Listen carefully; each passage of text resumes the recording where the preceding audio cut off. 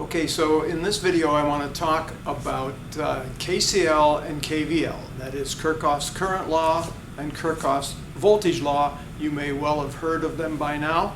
I want to just go through them, well, the KCL very quickly, and then I'll spend a little more time on KVL because there's an interesting thing that happens there. But first off, let's talk about the Kirchhoff's current law. And the compact notation for Kirchhoff's current law is that the summation of the currents at a node equals 0. So now this is, when we say the summation equaling 0, we are talking about the algebraic sum.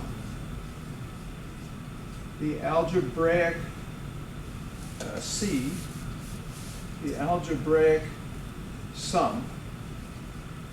The algebraic, so there will be some plus currents and some minus currents. And the way they are defined is in the textbooks. As you will go through your circuits classes, you will find that the convention that is used quite often is that all currents leaving the node are given a plus sign. Currents that are entering the node are given a minus sign. So when you're not sure which way the currents are going, you just assume that they are all leaving the node.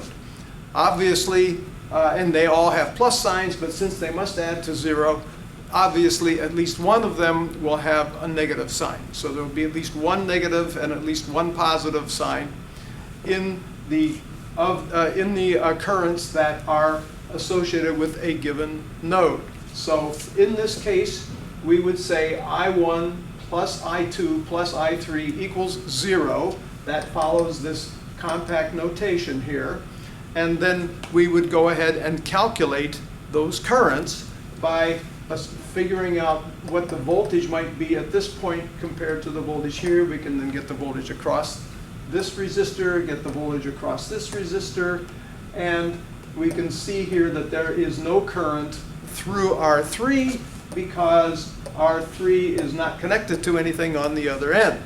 So there can be no current through R3. So that's how we would do it. Another way of looking at this that makes maybe a little more sense is when you say the algebraic sum is 0. That means that doesn't have a lot of resonance with some people. So what you can think of it is to say that the currents leaving a node have to equal the currents that are entering the node. And what that means is that there can be no buildup of charge. What is currents? Current is the movement of charges. And that means that there can be no buildup of charges at this node. So anytime a charge comes in, there's going to be one charge that leaves. And so that is the basic idea of Kirchhoff's current law, KCL.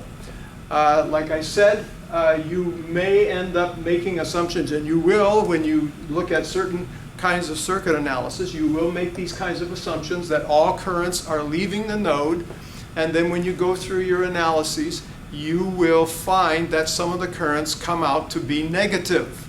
And what does that mean? When you get a negative sign, that just means that you made an incorrect assumption. That one of these currents is, whichever one has the negative sign on it, when you assume that it was leaving the node, no, it's actually entering the node. So that's all that's the only thing that comes from the fact that you get a negative sign for a current. That also applies to a voltage, but I'll get into that. So that's basically it for KCL. So now I want to talk about KVL, the Kirchhoff's voltage law.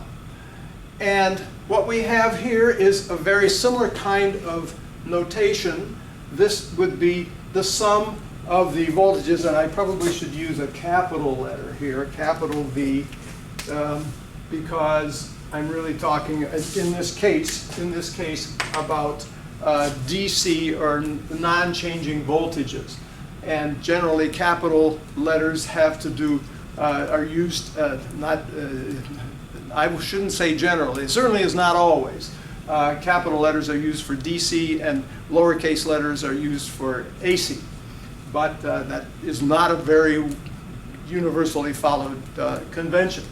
But in any event, now what we're talking about is, instead of talking about a node, we are now talking about a closed list. Now you can see that I've emphasized the word list here.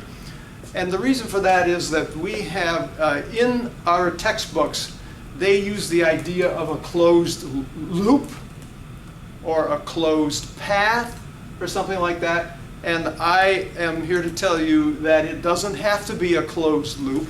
It doesn't have to be a closed path, in the sense that there has to be a connection at every point in a list. So, or across every, a pair of points in a list. And so anyway, the more friendly interpretation of this compact notation is that as you go around a closed list, the amount of the voltage rises has to equal the amount of the voltage drops. So you're going to have rises and drops in a particular list of, a closed list of voltages, and they must equal 0. Now, both of these ideas of rising voltage and, voltage rises equals voltage drops, and currents leaving equals currents entering, you're going to be working with that, you're going to be proving that that is the case in the first week, the first lab. Lab number 1, you will be proving these cases. So that's why I want to talk about them now, because week 0, 4 of our 7 lab sections are, first lab sections are in week 0. So we won't have had a lecture, so that's why I'm doing this, video. In any event, what does this mean on KVL? KCL is pretty straightforward. KVL not so much. So I'm going to erase the currents here so I can have some room to show what I have in mind and what is also described, I think, fairly well. We tried it out in the summer session and it worked pretty well. The way that you're going to see the notation in the lab manual. And so what we're saying now is that as we go around a closed list, and what do we mean by a closed list? A closed list is a list of voltages that ends up where it starts from, okay? And so that would be a case right here. We would start at this point, and we would measure this voltage, and this end would be the plus side, and this would be the minus side, and this would be the plus side, and then we would measure this voltage here, and it would be minus to plus at this point, and then we would measure this voltage here, and that would be minus to plus. The arrowheads are always plus, right? So, and note that at the bottom of R2, we are actually also at the bottom of the battery. So we now have a closed list because we have ended up where we started from. And as you go around and you make these measurements using these polarities on your voltmeter, you will find that the voltages will add to 0. Okay, no big deal, right? That is what they say in the textbooks. You have a closed loop. That's what you have here. There's a path for current all the way around this loop. Now what I want you to see in experiment 1 is that it also applies to a loop that is not closed, meaning that there is not a closed path for current all the way around the loop. And so that's what you would be doing here. You would be making 4 voltage measurements. You could start here at this node, at the bottom node, and you could make a voltage measurement here, plus always at the arrowhead. Then you could do one here, minus plus, and you could do one here, minus plus. Now note on this one, we're saying that where you want to make a measurement on the top being, with the top being minus, and the bottom being plus, but we have defined VO as being plus at the top instead of minus. And so what we ought to get when we make this measurement is a negative number. And that makes sense because we know we have to have at least one negative number or this equation will not hold. And one last measurement over here where this is minus and this is plus. And now we have completed a closed list of voltages. One of those lists is really an open circuit. There is no path. And what you will find is that they still add to 0.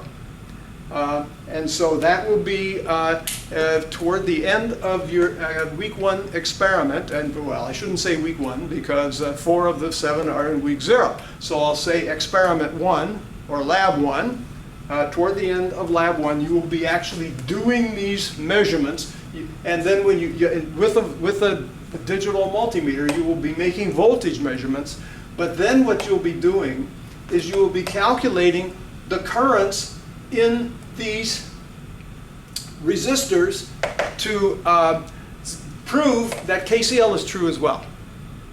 So that's, and the way you will calculate the currents is because you know the voltages across these resistors and therefore Ohm's law, and you know the values of the resistors.